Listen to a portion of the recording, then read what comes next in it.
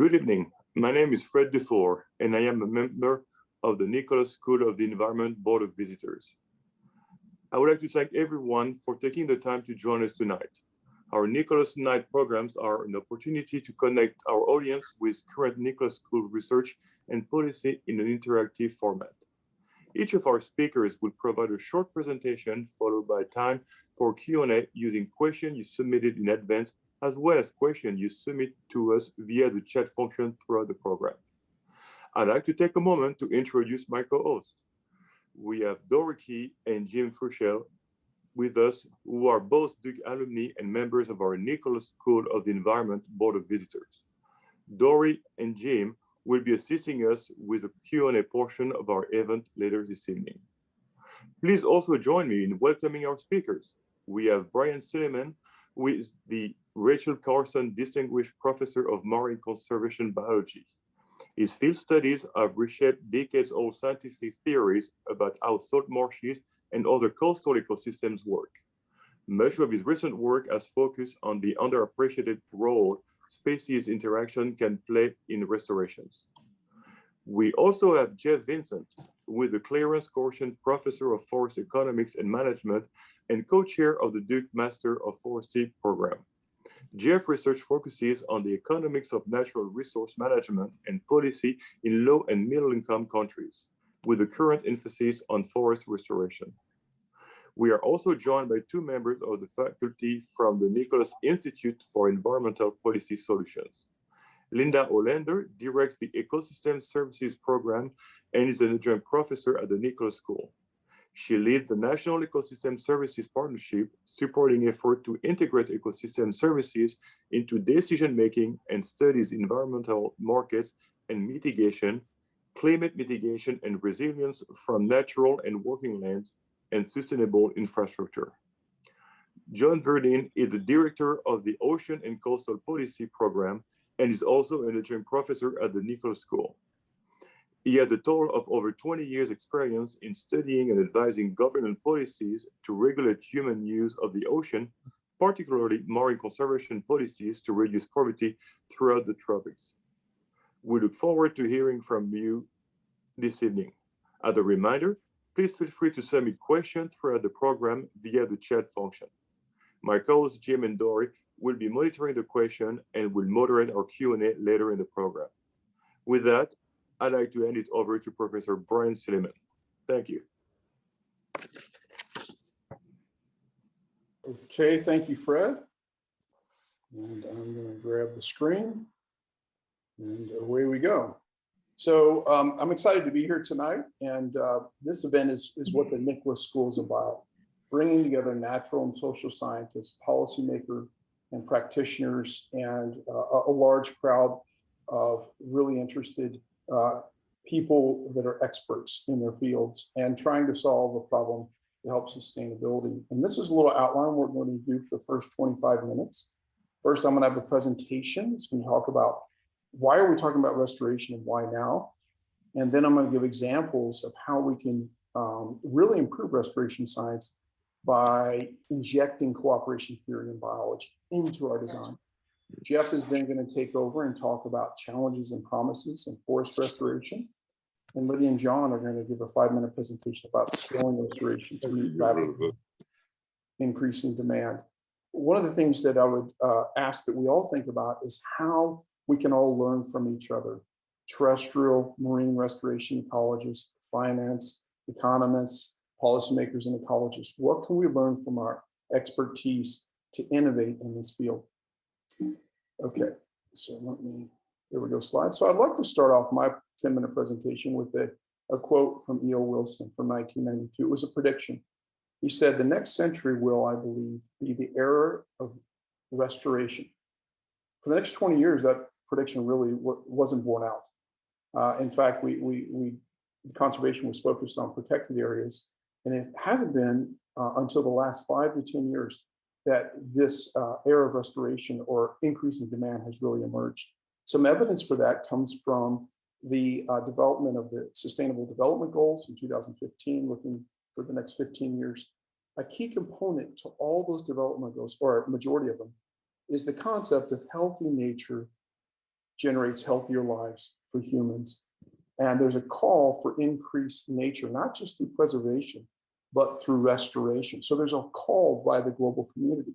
Nations are getting involved with this as well. For example, China has just issued a call saying that over the next 10 to 20 years, we are going to put back 50% of the mangroves that we destroyed. That equals about 18,000 acres. So this is a big endeavor. This is coming from the top down, UN. And then also in the last just a year or so, we've seen the global community come together and say, look, this decade is the UN decade of ecosystem restoration. We have to come together to innovate and to be effective at scale and to really make a difference for humans and nature. So why restoration and why now? Why is it just starting the last 5 or 10 years? Well, I think there's one particularly easy answer for that. And that is that traditional conservation interventions that we've used for the past 50 or 60 years have just slowed the decline. They haven't reversed it. And if you look at marine systems in particular, we've been focusing a lot on mitigating pollution, so reducing nutrients coming into the system, reducing toxins coming into the system, watershed management, and then we keep humans out. We do protected areas in those areas. But if you look at the trajectory of habitats, they continue to go down. And for instance, we've lost 90% of the oyster reefs that exist in the world are now gone. 30 to 50% of all the other habitats are now gone.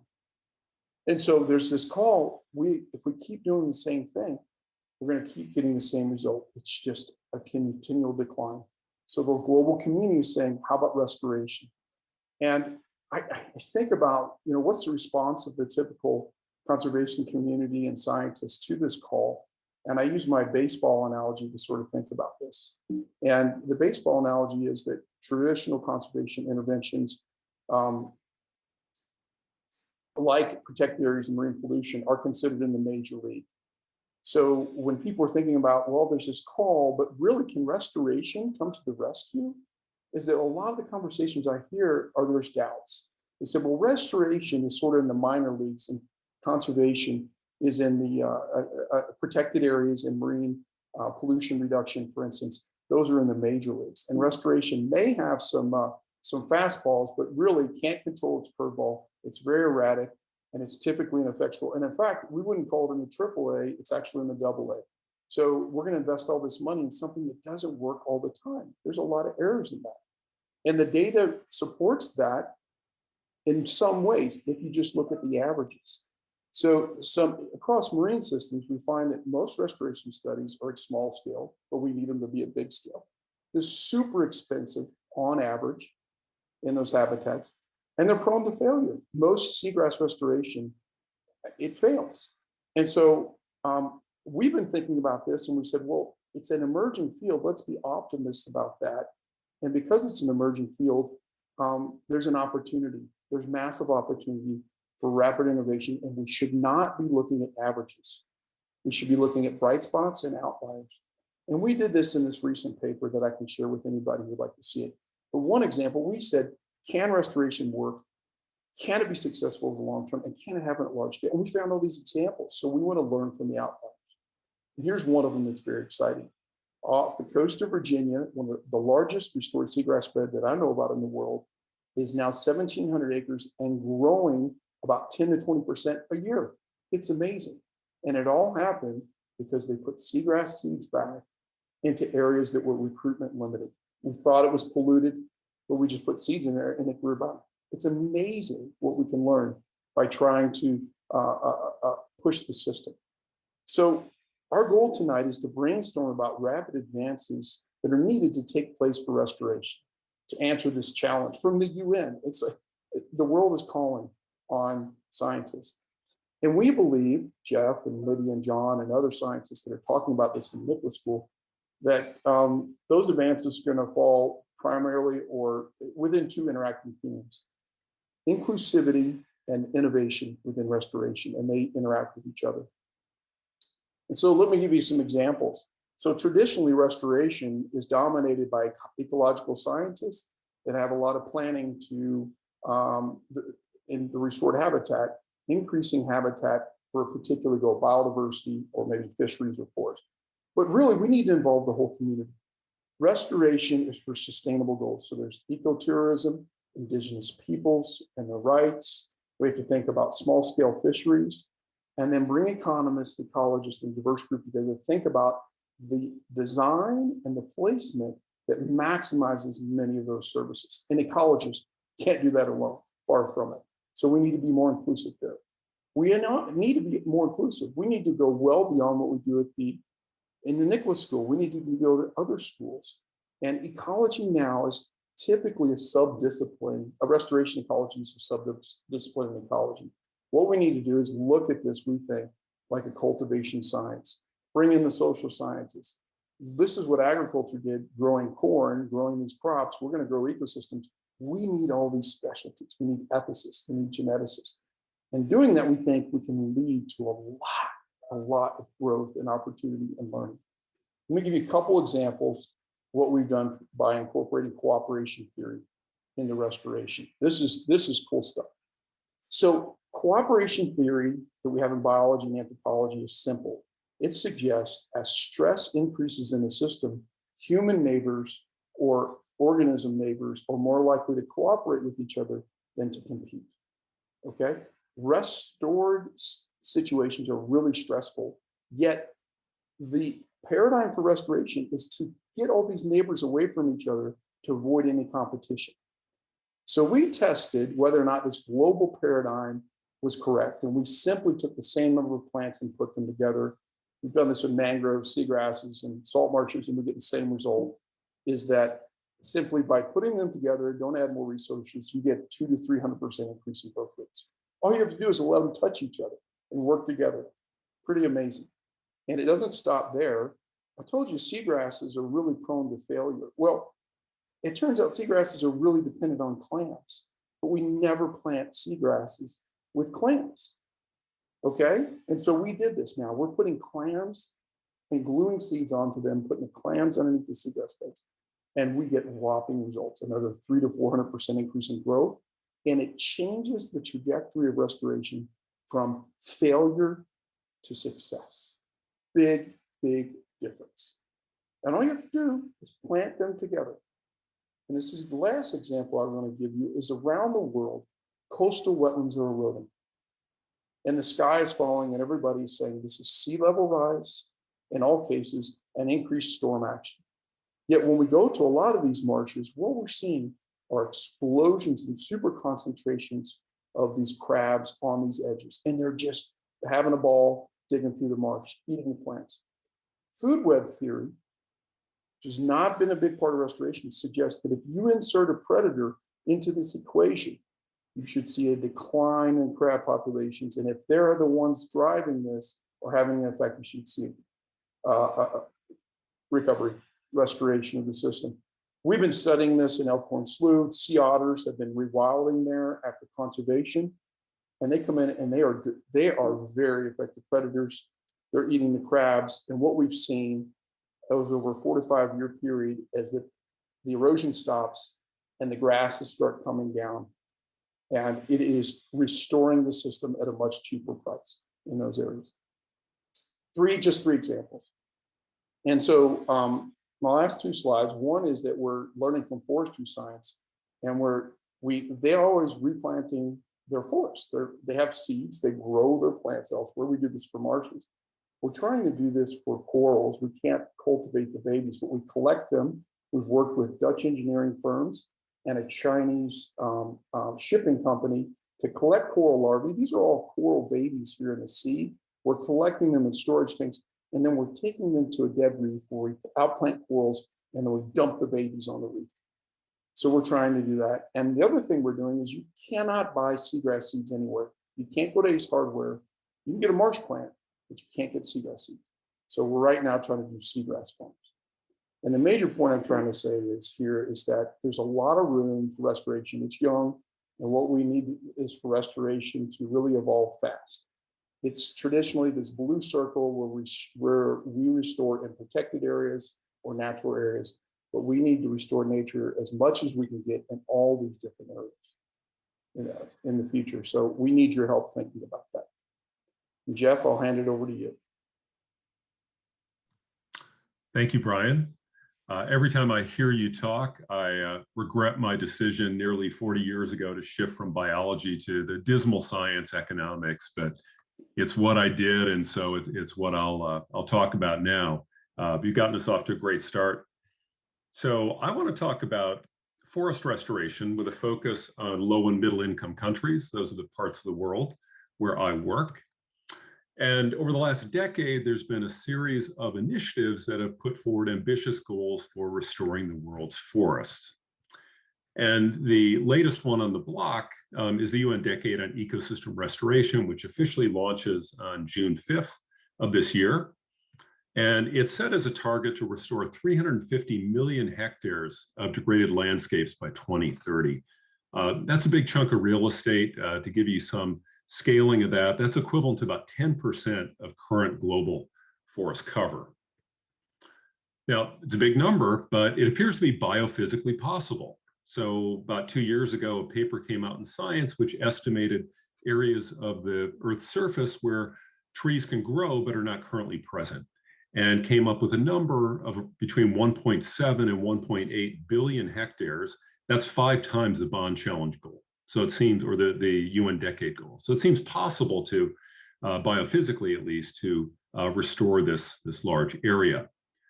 If this happens, other research suggests that there could be a really big impact on climate.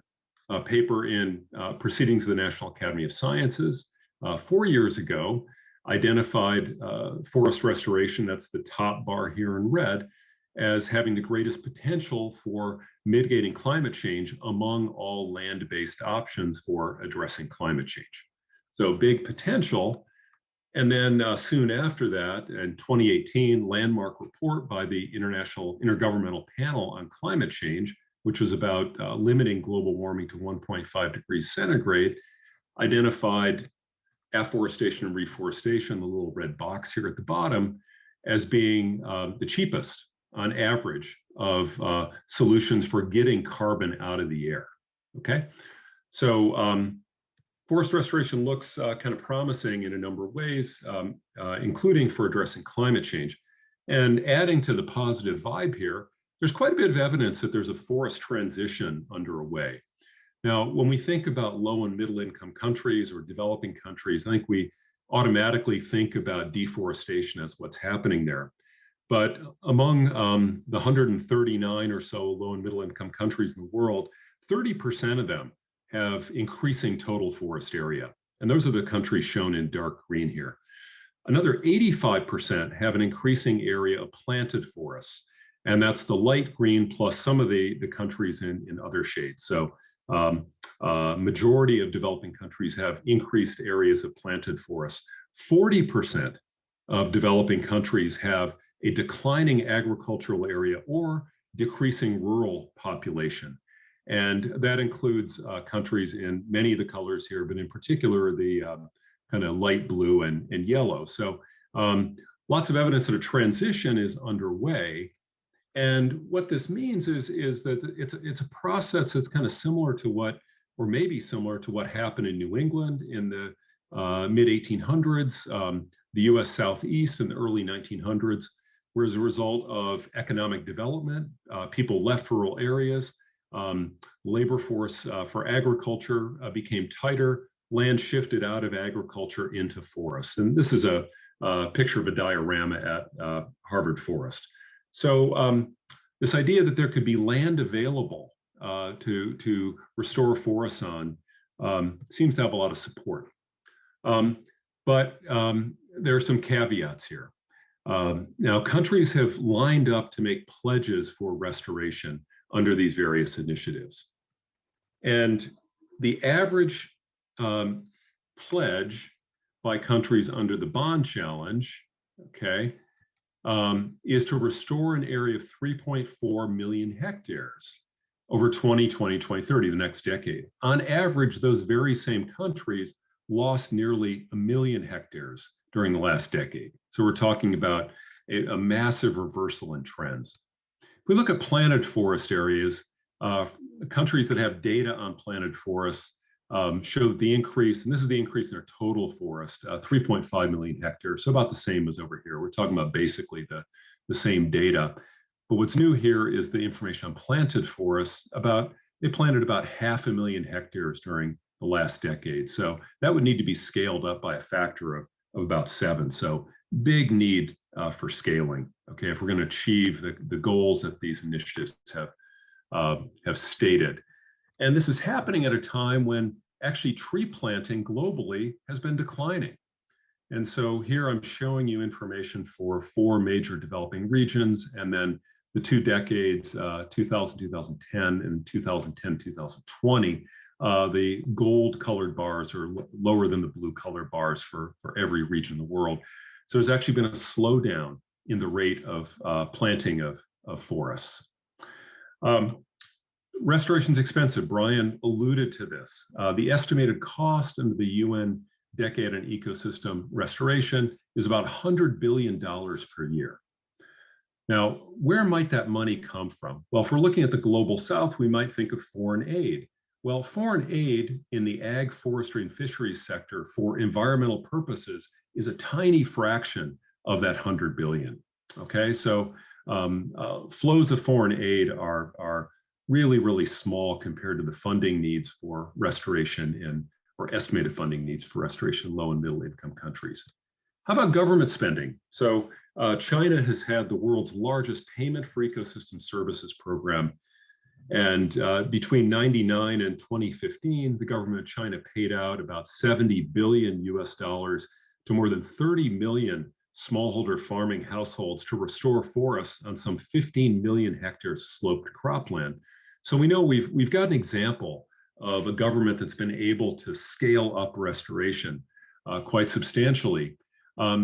But of course, over the last year, we've had the COVID-19 pandemic, which has really stressed government budgets. So I don't think we can count on large amounts of government spending for restoration, at least spending coming from the governments of low and middle income countries. How about carbon? So I mentioned before the evidence that there could be a major impact on climate change mitigation from restoring forests. As it turns out, forest carbon markets have been stagnant for the last decade.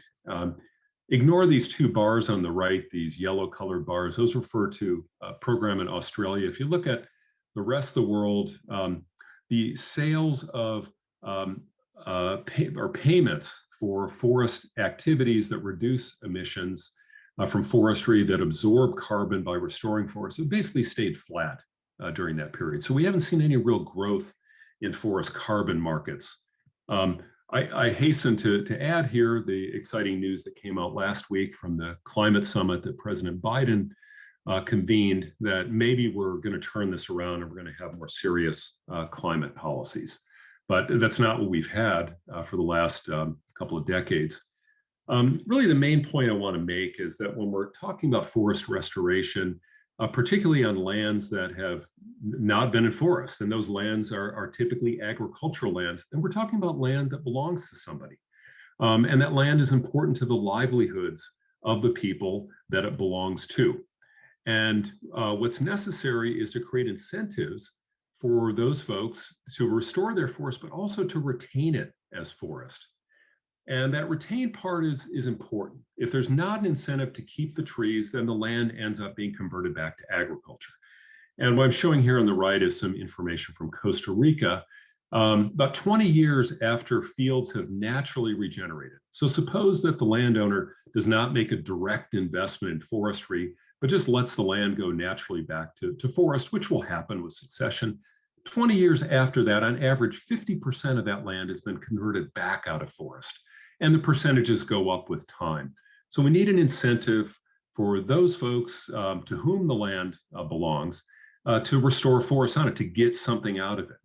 And if payments through aid, through governments, and through carbon aren't sufficient at the moment, where might that incentive come from? Well, I'd argue that it could come from increased use of wood as a more renewable resource than many others, and a less carbon-intensive resource than many others. And this requires innovation. Brian mentioned innovation. There's been research on the use of wood in high-rise buildings. That could be a potential source of increased demand for wood. Use of wood for making bioplastics, substituting for plastics made from fossil fuels, and use of wood from sustainably managed forests. And in particular here, we're talking about restored forests, so land that's currently has crops on it going into trees, which would have on average over time a higher stocking of carbon. So through innovation, we might be able to boost the demand for wood and in that way increase the returns to landholders, returns to them for managing their land for forests. What kind of impact could we have from this? Well, there's been research on this by economists. I'm referring here to a paper that came out a year ago in Science Advances, forecasting ahead to 2100. And we all know that economists are terrible at making predictions, but let's go with this. This is a good paper. And this paper predicts that in 2100, in the absence of any policies to promote increased use of wood, just business as usual, in the absence of carbon policies, there'll be around 1 billion hectares of tropical forests. If there's promotion of wood as a source of energy, that gets kicked up by about 30%. So we're up to 1.3 billion hectares of forest land in the tropics as a result of the increased demand for wood for woody biomass for energy production, which means that there's higher wood prices, which sends a signal to landowners to establish and keep forests on their land. Even better, let's bring in some carbon policies. Let's pay forest landowners to keep their forests even longer, to maybe not even harvest them at all, just keep them as a carbon plantation. If we do that, then we can get about an extra 300 million hectares. So now we're talking numbers, increases that are comparable to those numbers that are stated in the UN decade, but it's over a longer time period. But it seems possible if we send the right signals to landowners. So I'll wrap up there, and I will turn things over to Lydia and John. Unless Brian, you say something next, I'm not sure. No, that's right. Lydia and John. I am just working on sharing my screen here. Okay, hopefully you can see the slides. So Jeff, I think being an economist has worked out well. That was a great presentation and segue. Now that Brian and Jeff have discussed kind of the opportunities and challenges in restoration, John and I are going to talk a little bit about what scaling up restoration is looking like. So what natural resource managers mean by reforestation is expanding over time. So we have in the past, we were trying to bring back systems to their previous state and then we were bringing back functions. And now we're starting to design systems for particular functions. And similarly, when we look at restoration, what we're looking for, the target or the goals are also changing. We're adding new goals and approaches. Before we were looking for the same species and conditions. Now we're looking for uplift in habitat and hydrology. And in addition, we're looking for specific goals like carbon, biodiversity, and water quality. And as a result, what we measure to assess the success of restoration and how we target restoration is also changing. In addition to looking at acres of habitat, we're also looking at acres of functional habitat, and now tons of carbon, numbers of breeding pairs, and pounds of nitrogen in addition. So as we've shifted from a nature for nature's sake paradigm as the only way we do restoration and conservation to one that also includes nature for people, we still need to maintain habitats and species and do what we've done before, but we recognize that that's no longer sufficient. We have many systems that can't go back to what they were before for many reasons. Landscape scale processes like fire aren't possible, keystone species are missing, or climate has shifted. Also, we have degraded many of our natural systems to the point that we're losing natural services that are important to people: water filtration, sediment capture, water holding capacity to reduce flooding, pollination for crops. And we need to ensure that we're restoring these services for the good of communities along with these habitats. So I don't think we're replacing one restoration goal with another. Rather, we're continuing to add new goals to restoration. And all of these are going to be needed to scale up restoration and achieve the goals that Jeff was talking about. So Sorry. So just want to talk about how these new approaches are different and how they're changing how we think about restoration. So restoring nature services for people introduces new ways to identify areas for prioritizing restoration, or we identify lands that have the most benefits for people. And often these are lands that are in proximity to people. So they're different than the ones we might have selected when we were doing restoration just to restore those habitats and species. And to do this, we map the supply of services relative to the demand for people. So like the restoration of floodplain forests upstream of populated areas to enhance water storage capacity and reduce flooding.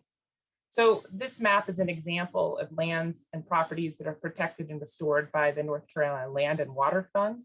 And the yellow dots are properties that have multiple benefits to people.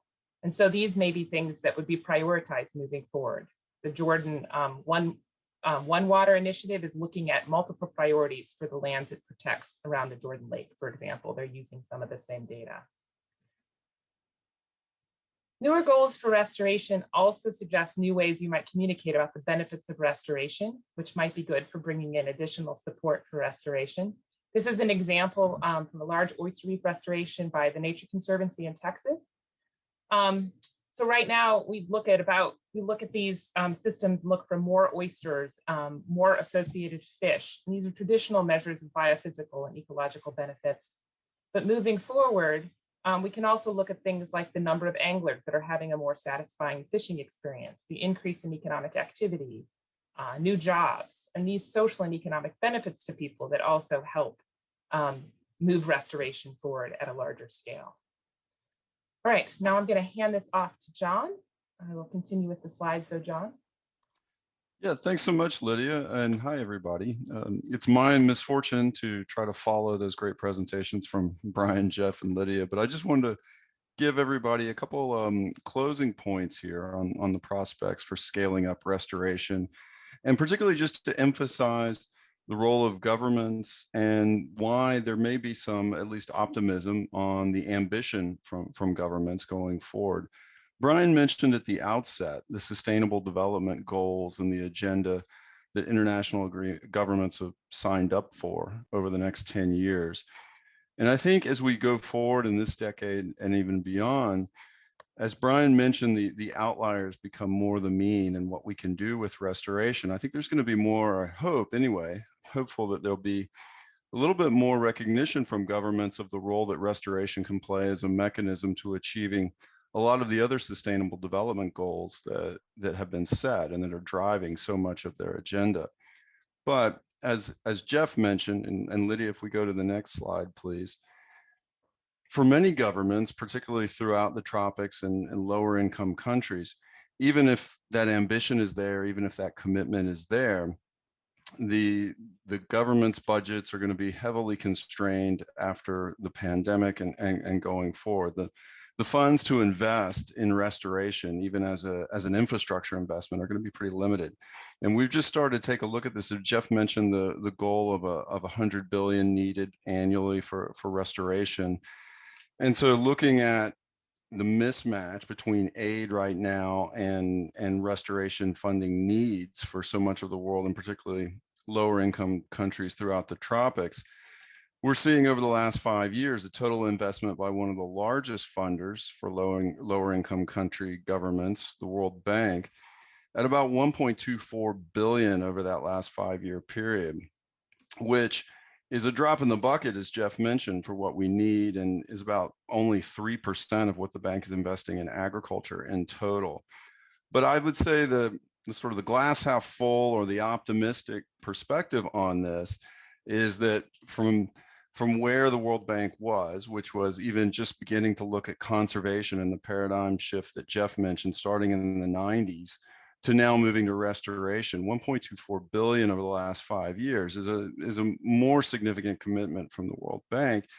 And one, at least, that we can hope not only is there room to grow, but actually that the bank is starting to recognize, and more importantly, the governments who are driving some of these agendas are starting to recognize the need for investment in restoration and the value of it. And so you start to see more and more of these projects entering into the portfolio. You start to see these aid numbers at least getting on the scoreboard here a little bit, with the hope that that could climb, and the aid from, whether it be the World Bank, whether it be other development funders, or other sources of capital, increases at the scale that we need it to over the coming decade and beyond, together with some of the other incentives that Jeff mentioned.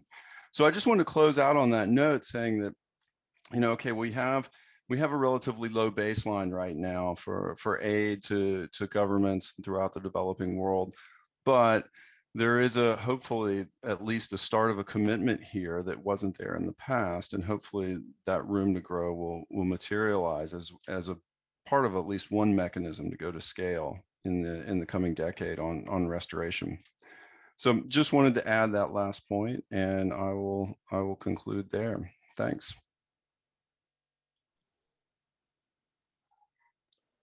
Thanks, John. That was great. And so those presentations really give us an idea from a diversity of natural and social scientists. And now I'll turn it over to Dory to help us go through the questions and answers and brainstorm. Great, thanks, Brian. Jim is going to be monitoring the chat. We also believe that we have a group manageable enough that if you do want to raise your hand, that we can try to look at that. So thank you very much. The first question is, how much of the degraded habitat in marine systems is ready to be restored versus how much still needs more prep and clean to be ready? A great question. So I would say, as my expert opinion on the general sentiment is that they're not ready. They're not ready, and they need. But what we have found recently, just like the seagrass example, is that our past efforts at pollution reduction have been very successful. Chesapeake Bay is a great example. For 30 years, they were doing watershed management to abate nutrient pollution. And now when they put seagrasses back, they're not there, they grow, and they don't get overgrown by algae that's fueled by pollution. So a lot of these places are now ripe for restoration. They're actually limited by the recruitment of organisms. The babies aren't there because we've had pollution reductions. But what we need to do is switch from like, there's way too much pollution to actually testing if there is. An alternative example of that is in New York City. There's a billion oyster project, and they want to put oysters in there to clean up the harbors, to clean up the waters. And oysters can do this, but only at certain levels. And all the oysters they're putting back are dying because of sewage pollution. Half the world really doesn't use, 40% don't use toilets or a slightly improved latrine. There's open defecation, and in this place, sewage pollution is a massive problem, and it threatens restoration. So we have to understand there's a lot more available than we thought. Right now, the place is being cleaned up, but we need to go in and we need to test whether or not pollution has been reduced enough. And if it hasn't, we need to address that first, like we have to do in New York, and we're doing that here in North Carolina. Just at a marine base, they said they wanted oysters. We tested whether they could come back. They survived just fine, except in August when the pollution is highest and there's lots of nutrients there, and all the oxygen disappears in the water and the oysters die. So they want to do it. There's money to do it. In that instance, the pollution is too intense. So it's more than we thought, but it's not even close to being what we could do. So pollution does hamper it. Good. Thank you, Brian. Jim? Yes, we do have some questions from the chat. The first one is from Rachel Toker. I think this was during Jeff's presentation in reference to one of his slides. Is the reforestation of native forests or any trees that will grow there? Hopefully people are equally focused on native ecosystem restoration and reforestation. That's a great question. And so kind of picking up from where I left off, if we have wood products markets driving restoration, sending the signal to landowners that it's worth planting trees on their land and tending them until they're harvested, those are going to tend to be much simpler ecosystems. okay? And the landowners will be planting what the market demands. And now, managed forests are managed sustainably for wood production, can provide ecosystem services beyond simply the wood that's coming out. I mean, if you go from row crop agriculture on a sloped site to a plantation that's being managed over several decade time period, then you're going to get some additional benefits there beyond just the wood. You get some environmental benefits too. But you'll likely get even more if you've got a mix of species. And certainly you're going to have a mix of native species if you want to get substantial biodiversity benefits. And that's where policies come in. And we need additional policies beyond just market signals. And one of the appeals of having those carbon policies, if we can get them in place, is that then there's an incentive to keep a wider range of forests. But the kinds of carbon prices that we're talking about to achieve the increase in forest area that I mentioned at the end that's been projected by a study by Favero and all, it's actually carbon prices on the order of hundreds of thousands of dollars per ton. Current average carbon prices for forestry projects right now are around $4 a ton of carbon. So there's just an immense gap between the price of carbon right now and the sorts of prices that are needed to get forest restoration at a really large scale, because it's land that could be used for some other purpose, and it's competing with those other purposes. So there's a need for additional policies to make sure we get the kinds of forests that will provide that range of ecosystem service values that Lydia was mentioning. So Brian has his hand up. It's really interesting. This is a great question. There's a different perspective in marine and terrestrial systems on invasive species. In terrestrial systems, it's not about, you can always get something to grow, but it's whether the right species are there. In marine habitats, it's just a mudflat in many places, and we can't get anything to grow. And so if you take the example of there's a sentiment of, there's not the normative principle that invasive species are always bad. The Japanese oyster is all over the world, and it's a coveted species in many situations. In Europe, for instance, it's actually facilitating the recovery of the native oyster. It still doesn't do well on its own, and biodiversity is much higher, and all ecosystem services are functioning better in the presence of that non-native species. So there is not, they will restore the non-native species, or not restore, but cultivate that. And so, but the alternative example, marsh plants, the Spartina that is native North Carolina, that was introduced all over the world, but now that's being removed. So it really depends on, the country and society's principles and objectives in that, but it's not always the case that invasive species are always considered bad. Sometimes they're being used now to, especially marine systems, to enhance native biodiversity. And just to jump in on that, a forestry example would be if we're concerned about local livelihoods. And there's been a lot of tree planting around the world done in a spontaneous way. Landholders plant all kinds of trees because they think it'll make them more income. And in some circumstances, they'll plant the native species because the market's there. In other cases, they'll plant exotics. And if the focus is on increasing the livelihoods of those folks, then the exotics certainly have a role to play. There may be no market for the native species in those locations. So Brian, you used the word inclusive, and the need to consult a larger group of stakeholders. I think that's absolutely essential, because if the stakeholders in restoration don't feel they're getting something out of it, then it's just not going to last. And so there has to be the availability of restoration technologies that make them feel that they are better off with those restored ecosystems than without them. Jeff, I think this stays with you. If governments and other organizations promote more use of wood products, won't that undermine the ecosystem restoration by encouraging more deforestation? How do we measure that push me, pull you thing?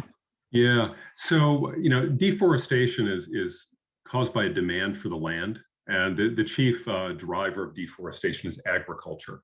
And, in some places it's urban expansion, suburbanization. We know we've got a lot of that in this state, but globally it's the expansion of agriculture. So that's what's driving things. And so if you got a landowner trying to decide, do they, what do they do with their land? You know, do they, if it has trees on it, do they cut down the trees and grow crops? Or if it's cropland, do they switch it to forests? Then that decision is going to depend on what returns they're getting. If the returns are higher from forestry than from agriculture, then they've got an incentive to switch to forestry. And so that increased demand for wood sends the signal that forests are valuable for that commercial purpose and provides an inducement to put trees on the land instead of having them in agriculture. But, you know, again, the types of trees that might be preferred for that may not be the trees that provide all the ecosystem services that we want. And so, you know, coupling the working of the market, increased demand for wood with some policies that provide additional incentives to manage the forests in ways that provide a wider range of ecosystem services is great and in fact necessary. So that last study I mentioned showed that we can get a certain distance if we just have increased markets for wood products. We want to get farther, we have to have carbon policies too. And similarly, if we want to have forests restored that have a mix of species in them, then that may well require some additional incentives from governments or other organizations to encourage landowners to restore and manage those types of forests. Okay, thank you. The next question is from Michael Mars for Jeff also. Does the forest regrowth in low and middle income countries correlate with per capita income levels? Michael, first of all, it's great to see you again, at least to see your photo, and thank you for asking the question.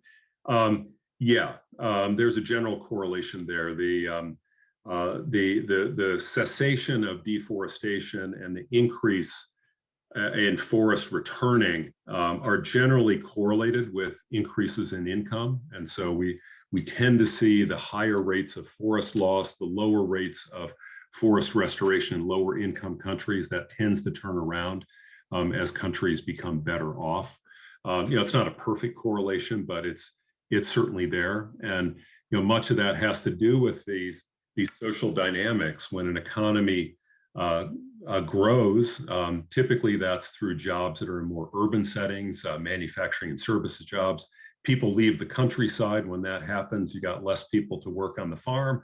You got an incentive to use the land, you know, much more intensively and produce your crops from a smaller area. You just don't have the workforce to manage that larger area. So that's much of what's going on. Of course, it gets more complicated as people move around. You know, products get traded, but yeah, basically that's the story.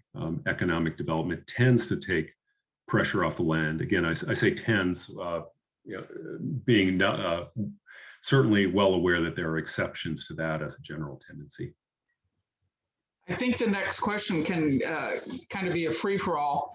What lessons can marine restoration learn from forest restoration? I think Lydia and John, you guys probably got some thoughts based on your slides. What do you think about that?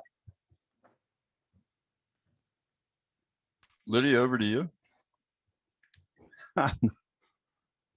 Was that fair? Definitely not fair. I'm not sure. I'd have to think about that. So I am going to pass. Yeah, I mean, Mike, just quickly, I think, and certainly Brian knows the ecology of marine restoration far better than I, but at least in terms of a policy matter and practically speaking, governments are only starting to see in a lot of the countries in the world, at least from my experience, starting to see marine restoration as an infrastructure investment to protect coastal towns and settlements from flooding and sea level rise. And that's happening increasingly in recent years, but I feel like only at least within the last 5 years, and really driven by small island developing states. That's something I see. Oleg Martin's on here. He's pointed that out. So I think that it is early days for government policies, at least, to be supporting heavily restoration. And I think that's probably to the extent that we can learn from terrestrial examples and forest policies that have more actively promoted restoration on land. That's something that's only just happening, at least for coasts, and certainly not farther offshore. Could I toss a couple things in? So I'm no expert on marine systems, and the reason it's so great to be at the Nicholas School is to have as colleagues folks like Brian and John who know so much more about these systems than I do. But when I think about the terrestrial systems, I think about what I wish we knew today with the launch of the UN decade that we don't know, and and we could have if decades ago when there were more of the efforts starting to replant forests, some things would be really looking closely at whether the systems succeed or not. I mean, there have been so many, dozens, hundreds of government programs over the years to promote tree planting by smallholders. We have very little information on whether they worked or not. Okay, and so Brian has emphasized, trying to find these cases where there has been success and learning from them. We just don't know how well a lot of these interventions have worked. We've also learned that the benefits of restoration and the costs vary tremendously across space. You can spend a lot of money, end up not restoring very much area, not getting much for it, or you can be smart and put your money in the places where costs are pretty low and benefits are pretty high. And just in the last couple of years, there's started to be some serious economic modeling of this, which is in collaboration with ecologists, because that variation in the benefits of restoration really is rooted in the characteristics of the ecosystems. So when I think about on the marine side, I'd say Brian and folks that you're working with definitely put that effort into try to figure out what's working and what's not, and look very carefully at what the variation is in the costs and the benefits, and try to understand why. And I just I feel like we've lost decades in the case of forestry because we didn't think seriously enough about those issues 20, 30 years ago. Yeah, I'd love to know some things. I'd love to know from forestry is like, marine, we plant it and forget it. Is that forestry scientists, I know they go back there many times and then we're going to replenish the propagules year after year, sort of learning about that process of investing in a site for a lifetime and forever. These systems are being hit by climate change, and so they need to be replenished many times. Another big one is involving citizens, involving, a lot of us may have been given gifts or have given a gift of a tree from, the Arbor Society, where you say, plant a tree in your backyard. Why not plant seagrass? How do you do that? How do you make available small baby marine organisms for people to order online and deliver oysters at their house and clams and seagrass seeds so they can go at the end of their dock with their kids. They got them for Christmas and then they can throw them off the dock and hopefully it'll grow. And how do we make sure that that's the right species and native species? So things like that, we have a lot to learn. And so I want to know how that works. And Brian, how you bring those two things together, because I think of like a year or two ago, Ethiopia announced that on one day it had planted 350 million trees, some huge number. That might be too small, but a ginormous number of trees. But the real question is, are they going to survive? And that requires somebody tending them. And Brian's what you were saying about that continual effort, feeling invested in the property or the marine system, that you want to look after it. Because it's not enough just to stick the saplings in the ground or throw some seeds out there and walk away. If you want to get success with restoration, even if it's just for growing wood in a kind of conventional way, somebody has to look after that system. It has to be managed. The restoration doesn't stop at the end of the first year when you've stuck things in the ground or sprinkled them on the water. Okay, thank you. Great discussion. The next question is from Amanda Hallauer. I work for the City of Atlanta Department of Watershed Management, and we are increasingly focusing on restoration efforts in the form of small-scale urban BMPs for the primary purpose of stormwater management, for example, constructed wetlands. These projects have many benefits, including restoring or replicating the natural hydrology and ecology in urban environments where it was long ago, altered, removed, buried, in the case of streams. My question is, what role do these small but impactful urban restoration projects play in the big global picture?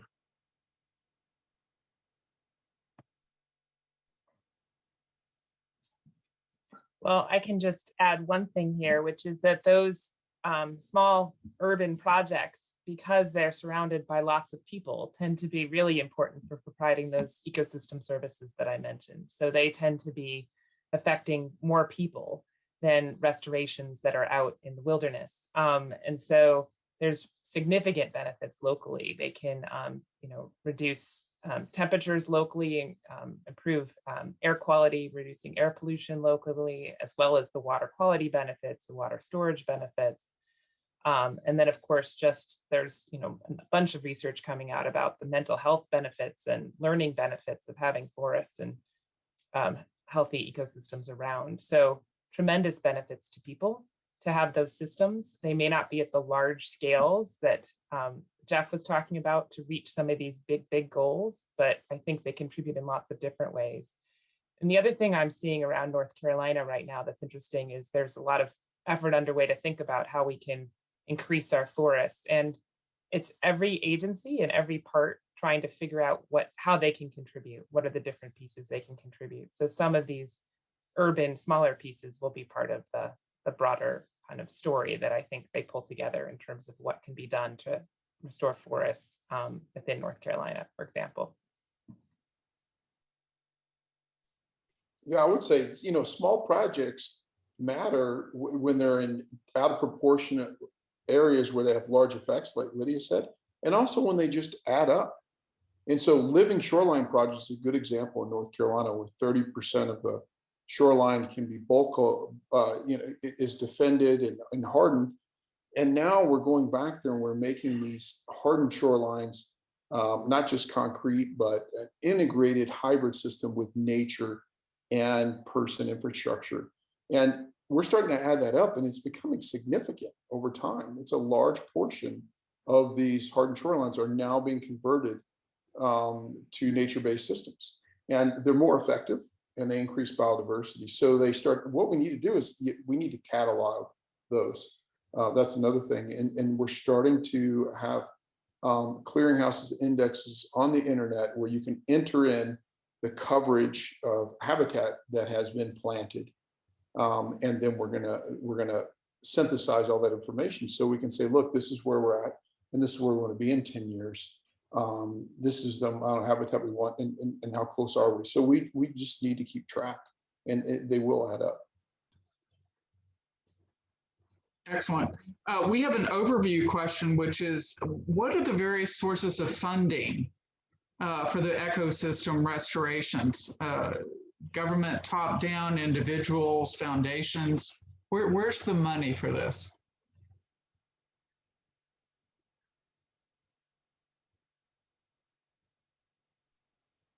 Brian, Jeff, John? Well, Jeff, after you, because you can probably speak better than I to the carbon markets. So. I feel like I've been talking too much, so I'm happy out. I have thoughts on this, but I'd be happy to let somebody else take the lead. Yeah, I can just speak at least in terms of the aid funding that's going to flow, could flow to lower income country governments. I think that's one piece of this puzzle that we're looking at in terms of the funding for scaling up restoration. And as Jeff has mentioned, as I was talking about earlier, it's very low right now, and it's going to have to grow considerably. But there's reason to at least think that it could. Another area that I'm interested, at least in terms of the funding, and I just have the questions right now, I don't know the answer, but particularly for coastal restoration, is to the extent that incentives get provided by insurers and reinsurers when their risk models start to factor in risk reductions as a result of restoration, and to the extent that that affects premiums that are offered in municipalities, what role that can play in driving incentives for whether it's municipal investments in restoration or private investments in restoration. So insurance is one I want to look at, that I'm hopeful for.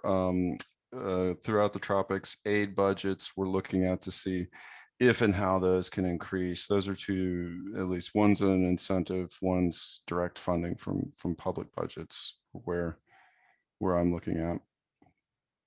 And I'll just jump in briefly to talk about the environmental market, so carbon being one of them, and there's also mitigation that occurs with large development projects internationally, as well as projects in the US with wetland and stream mitigation that go along with those carbon markets. And then, so those are not huge, but I think they have potential to grow, and some of them are growing a bit over time and can potentially provide some restoration. And another thing that I'm seeing in the coastal side is a lot more resources going to coastal green infrastructure projects. So like the living shorelines Brian mentioned, but a lot more kind of focus on natural systems to provide protection. And so more resources going to restoration of those systems for those purposes. Yeah, I was in Australia on a Fulbright last year, and it's amazing. Australians, their coral reef is their eagle, bald eagle, and so the legislature just passed $500 million to fund coral reef restoration. I mean, this is a huge amount of money going in because it's a national icon that brings in a lot of money for eco. So the governments are going to do this. The Chinese government is going to put in a lot of money. So there can be a top-down approach. North Carolina just put out the blueprint today for oyster restoration. North Carolina's behind. A little bit of competition can do it too. Virginia is really outpacing North Carolina in oyster production. And when you sit around the table with a lot of the North Carolina politicians, they start shifting in their seats and they like, I want to be number one. And so they're putting funding towards this North Carolina oyster blueprint, and we're going to restore a certain amount of oyster reefs. Why? Because it brings back jobs and it protects shorelines and protects really valuable property. And just like Lydia said, when you put an oyster reef that protects erosion around development, it's way more valuable than out there in Pamlico Sound by itself as far as its provisioning. So there's gaining interest for jobs, reducing insurance costs, and coastal defense, for instance. I guess what I'd add to this is that if we're thinking about restoring forests at the scale of the 350 million hectares or whatever, that's a huge number. Again, about 10% of total current global forest area.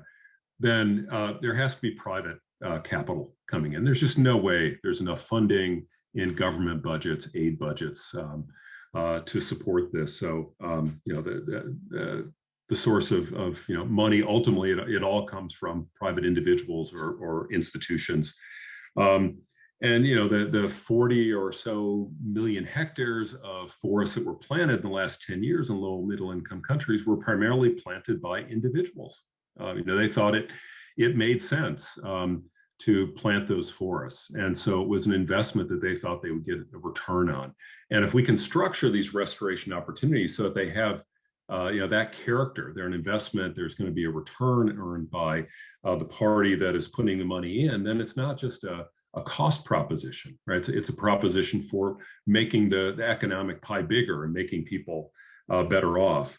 And that's one of the appeals for trying to get more use of wood, is that sends a signal through market channels for people to get more trees on the land. But there's also, in the case of the private sector, there's some really interesting institutions. Financial institutions invest in forest land. If you go back 30 or so years ago, most of the forest land, commercial forest land in the world, was owned by integrated forest products companies, which cared about one thing, which was feeding their mill. They wanted logs so they could keep their mill running, because that's where they made their money, was on the mill. But 30 or so years ago, these lands were spun off, purchased by pension funds, insurance companies, university endowments are now investors in much of this land. And that really changes things, because now you've got an owner who's not just interested in feeding a mill, they want to get the biggest return on the land. And if you get more money by managing your land for carbon, then that's what you do. And so that's what the Forest Land Group, a timberland investment management organization headquartered here in Chapel Hill, does.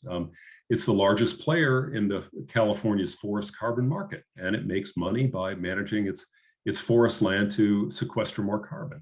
if you get more money by putting a conservation easement on your land, then that's what you do, okay? And so on. And what's interesting about the institutional capital is it can be much more patient. You know, it's not looking at quarter to quarter returns. It's more willing to look at the long run.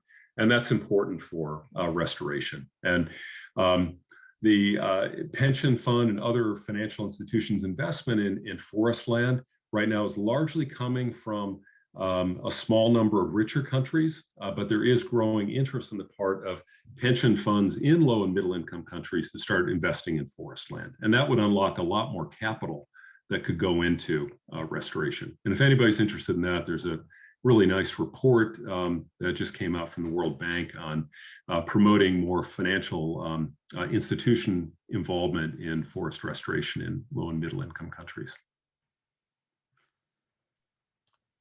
Great, thank you. This is from Catherine Honig.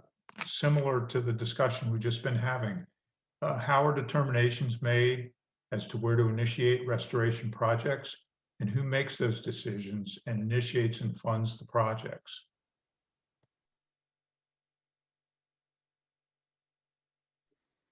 Quick answer in marine systems, a lot of it is random, and that needs to change. There needs to be much more spatial planning so that investors can see and governments can see what, if I put it here, what's the ROI, what's the return on investment? Because there's going to be a spatially explicit answer to that. And that requires mapping of all the areas that could be restored. And then what is the return on ecosystem services, a variety of them that may be more advanced in terrestrial systems. And that's something we could learn from them. Yeah, I can just add really quickly that, I mean, there's been this growing effort for at least 10 to 15 years to increase marine spatial planning so we could get to where Brian's talking about. And one thing that's at least encouraging on that front is, I guess about 4 months ago, a high-level heads of state panel convened by the government of Norway came out and committed for at least those 12 to 15 countries participating, and they were going to actually push for others to start to develop what they called sustainable ocean plans. But these were, again, sort of spatial development plans for the ocean space under their jurisdiction, whereby they might identify things like restoration opportunities, what would be the return on investment for restoration in a given area versus, say, other ocean uses. So there is a push from a number of governments of coastal and island states around the world to start ramping up marine spatial planning like Brian's talking about.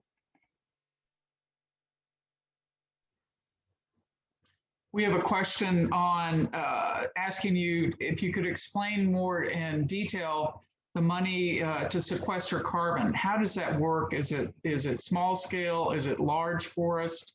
You know, what is the application of that? So I can start talking about that. I'd invite others, maybe Lydia in particular, to jump in.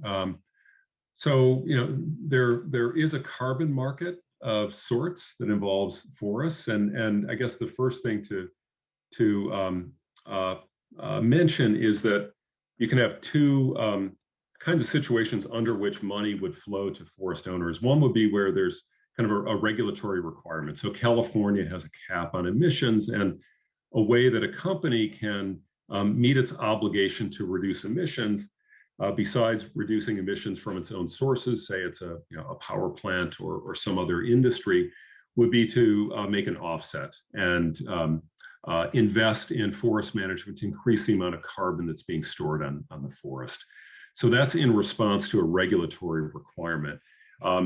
There are actually not a lot of those kinds of systems around the world that involve forest offsets. And so the number of regulations related to carbon around the world is much greater than the number of such regulations that allow participants or the regulated entities to meet their obligations by investing in forest land.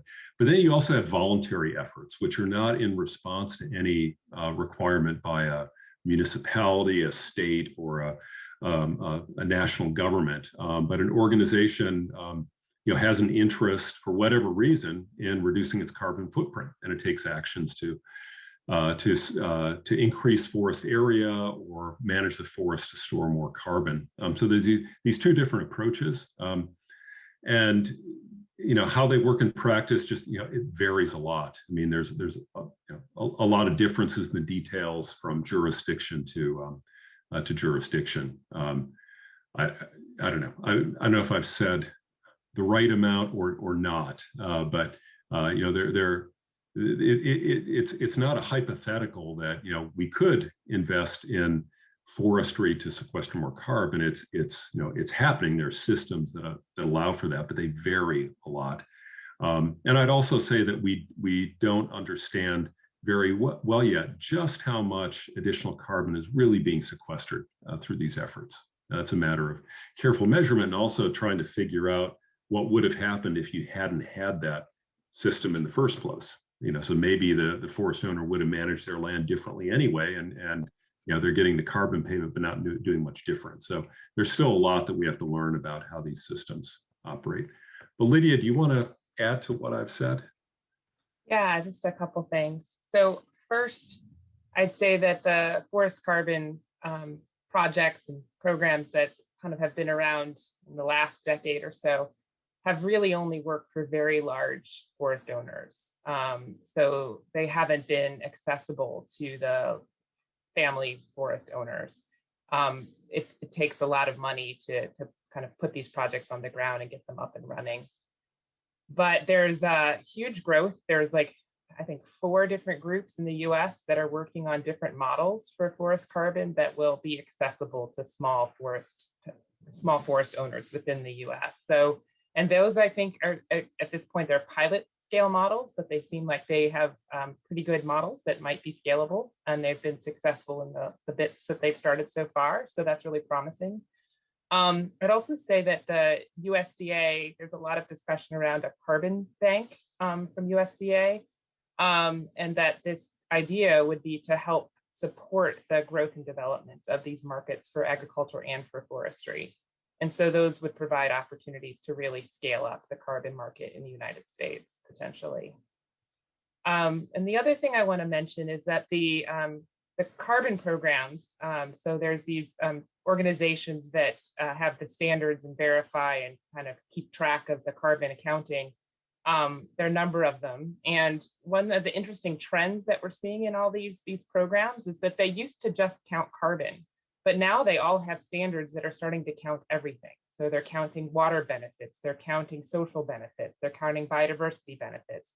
So they're starting to build protocols that are really looking at multiple benefits of forests. And they're trying to sell these multiple benefit packages, not just the carbons. And so that goes a bit to what Jeff was talking about earlier, that if we want forests that provide multiple benefits, we're going to have to pay for multiple benefits. And so these programs are mostly selling in the voluntary market to Microsoft and other companies that want to buy carbon credits. And so that's an interesting trend in these kinds of markets as well. Okay, thank you. The next question is from Stephanie Proofer. Are financial incentives from the World Bank and others sufficient to move countries to restore ecosystems when local governments may not be interested in or supportive of environmental causes? What's the role of government support in habitat restoration? Thinking specifically about Brazil here, but interested in a general response too.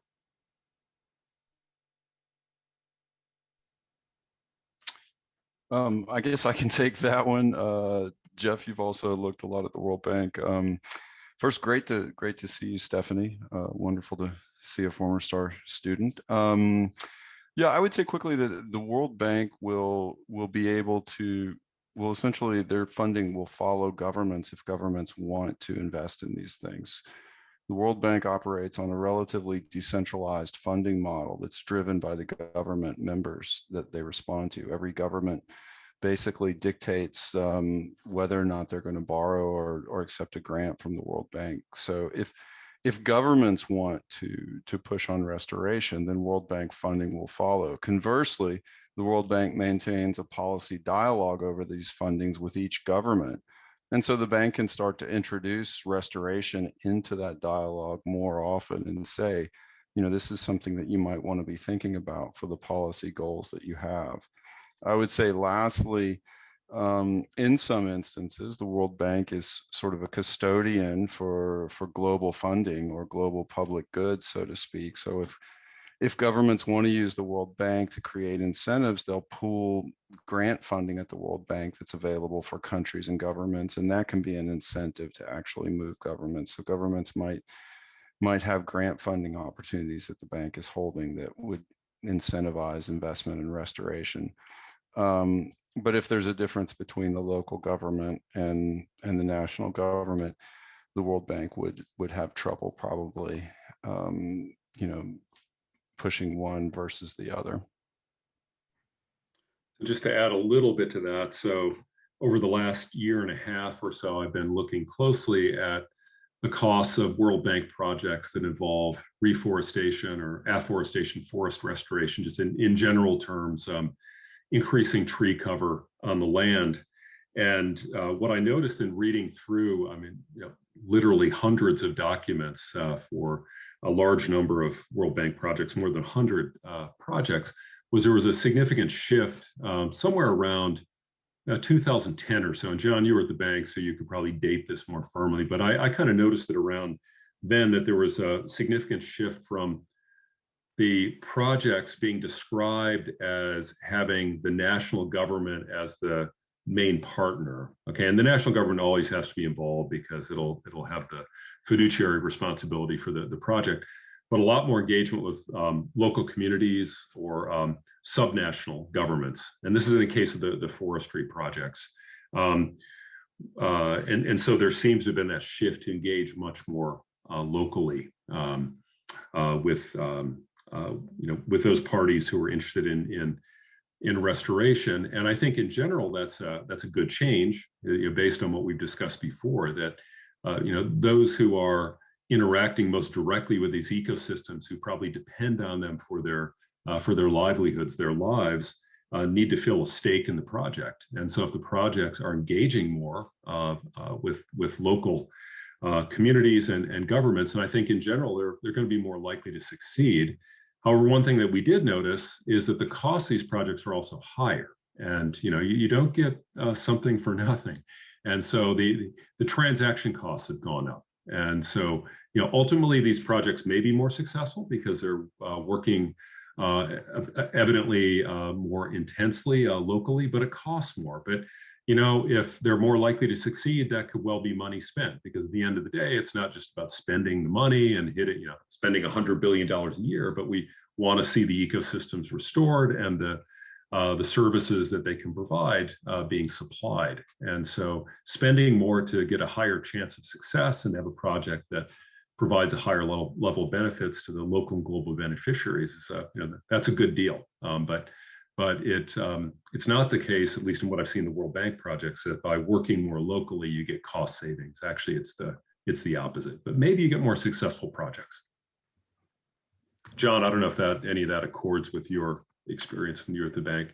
Yes, no, and that's the reflection of a lot of sort of pain and lessons learned the hard way, so to speak, at the bank over the years, is that is particularly coming in the late 90s and the aughts, those reflections that which, as you mentioned, sort of seem obvious, if you don't involve local stakeholders, if you don't involve communities, if you're not working with local governments as well, these projects are going to be less likely to be successful and achieve their goals. So that was something that was sort of a learning that took place from sort of the hard way at the bank, but became far more widely sort of adopted in design of projects across the board, I think, around that time. Thanks, John. Jim, we've got very few minutes. I think we've got a lot of questions in the chat. Is there another one that we could have, and then we'll wrap it up? Sure, lots of good questions. Doesn't look like we're going to get to them all, but next up is from Chris Anderson. Given the increasing severity and intensity of storms due to changing climate, how is Duke working to increase awareness of the need for restoration funding to protect shorelines and combat capital loss to coastal communities, energy supply chains, and military installations with stakeholders from those groups? Yeah, Lydia, you want to start? You start off, Brian. I'll follow up. Okay, so one of the big projects with Duke Restore right now, we're focused on living shoreline. So it's a university-wide initiative focused on, it's not your typical center. So we want to bring together Duke experts to provide design technology, design innovation, and next generation opportunities for our leaders and experience, so students. We're working with government and non-government organizations to help with the design of restored shorelines. We're working with the Cherry Point U.S. Marine Corps, and they just wanted to harden it. They want to protect it, but they approached us and said, can we also get other ecosystem services? So Lydia and myself and postdocs and graduate students, Amy Pickle, we're on a team learning about how we do that and what design will give the best return on first coastal protection, and can we get added benefits as well? And so we're doing that. And so the way we fund that is that there's a lot of people that are interested in that, but they're reticent to make a mistake. And so Duke can provide expertise in helping with a design that that'll guard against that mistake and actually will enhance the restoration. So we're looking to partner for funding. And one of the things that we're realizing is that oyster reef restoration is so underutilized. Oysters can keep pace with sea level rise. In fact, they can dry themselves out. They just build land so fast, and they can move seaward. So putting oysters in the front is really critically important, because it means that you can look seaward to conserve marshes. Over hundreds of years, the reason most of the marshes in North Carolina exist is because of oyster reefs. They have led the charge, albeit at a slow pace, a couple inches a year, moving into estuaries, and they move out and build land. And we're trying to build these shorelines just with marshes, so we need to do oysters, and that's one of the perspectives we're using. Lydia? Yeah, so Brian, correct me if I'm wrong, but I think the planned living shoreline there is one of the largest, if not the largest, planned in the United States. So it's a really interesting opportunity to explore and kind of experiment to see what's possible. The other piece of the work is that we're developing this as a case study for the military. So they were doing this in partnership with the Southeast Consortium with the Department of Defense and a bunch of other agencies that are looking at coastal resilience opportunities. They're doing a lot of work on salt marsh as well as living shorelines and other systems. And so the idea is that the lessons learned at this site can be shared with other military bases in the region and across the US as a case for how to do this kind of living shoreline or other kind of coastal resilience projects with natural ecosystems. So. That's great, thanks. We always end with a question to all presenters in any order you want. What can we as individuals do to help make a change, make a difference? How do we get involved?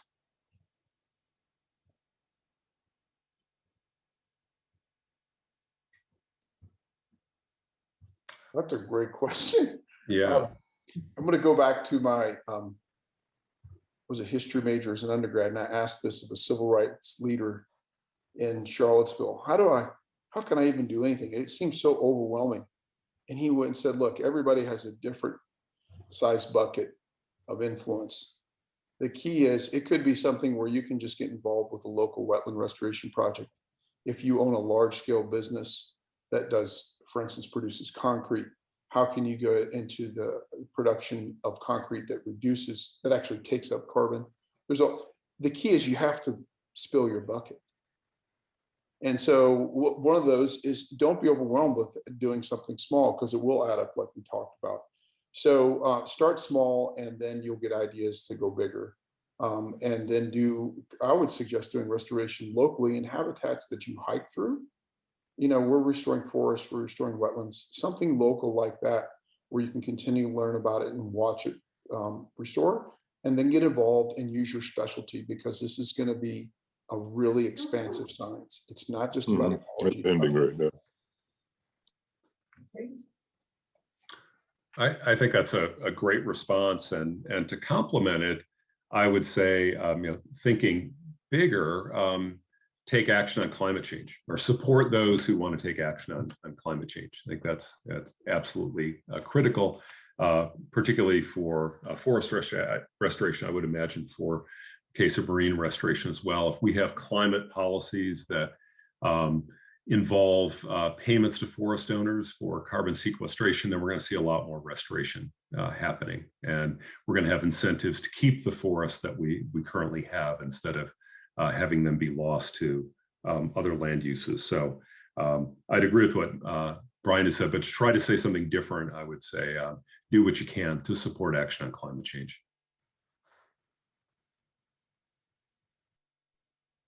I'll jump in next, leave John the last and hardest point to make.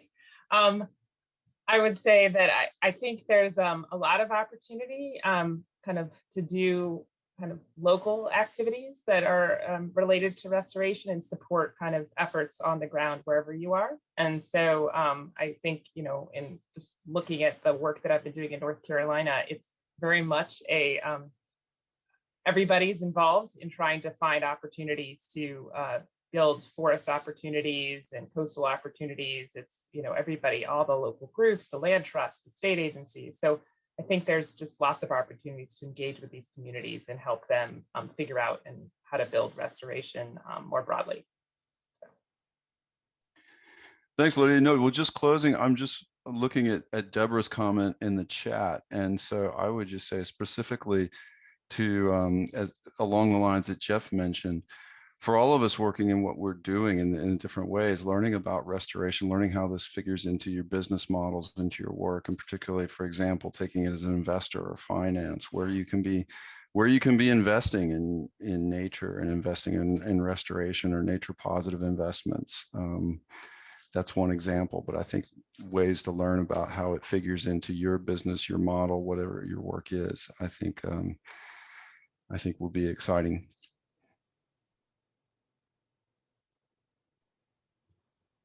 Thanks.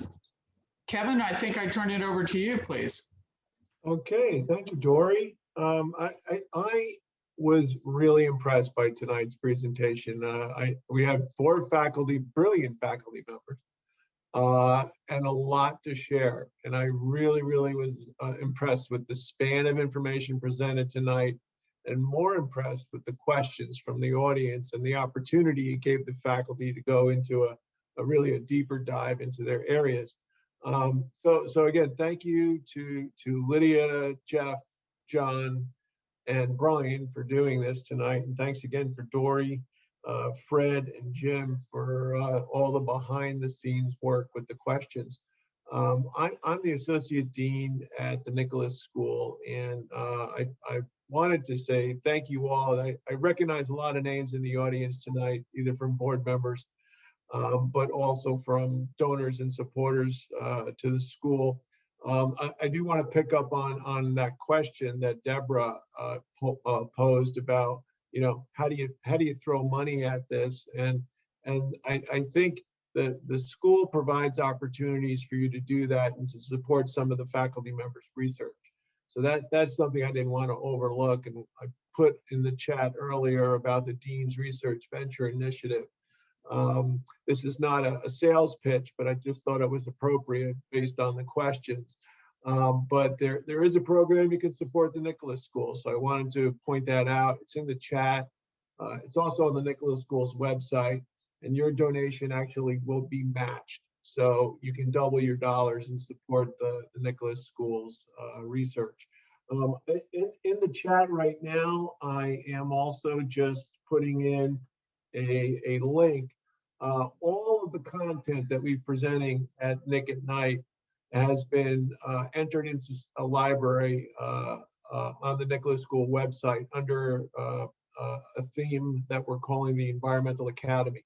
So we've had several of these sessions and programs, as well as other things that are on the Nicholas School website. And we're creating a library of content, really, of all the environmental sessions that we've had. So if you have missed something and you had a good reason to miss it, there is something there for you to see and go back and do that and visit the website and listen to the program. So I just want to thank you all. I know there's a lot on everyone's plates these days for joining us. If you'd like to know more about the Nicholas School, you can certainly do that by checking out our website and also signing up to have us send our environmental magazine to you. And that way you can keep up with the school. But I just want to say thank you all again. We appreciate your support and your presence here. So thank you very much. And we look forward to seeing you at some of our other events that we have coming up in May. So thanks again and keep in touch. Thanks, everybody. Bye. Thank you all.